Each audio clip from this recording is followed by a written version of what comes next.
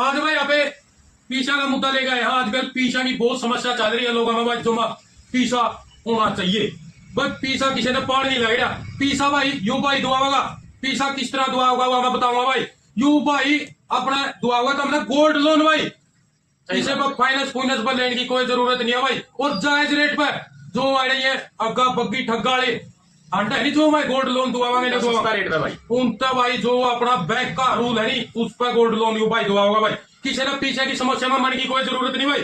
पीछा लेना है तो इस भाई से संपर्क करो। इसका नंबर जो है आपका स्क्रीन पे ऊपर भाई, जितनी भी लेना भाई पीछा क्या नहीं दिक्कत ना मानियो भाई। यो भाई दुआन ने तैयार बैठा और बैंक की समस्या सारी बड़ा किसकी है भाई, कोई दिक्कत नहीं है। जिस हिसाब से बैंक का प्रोसेस है अपना आप कंप्लीट कराएगा तो हमने बस इस तरह बात करनी है।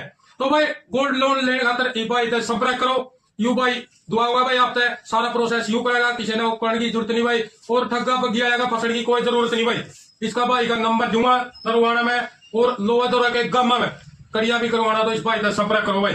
ठीक है भाई, राम राम सबने, जय दादा की।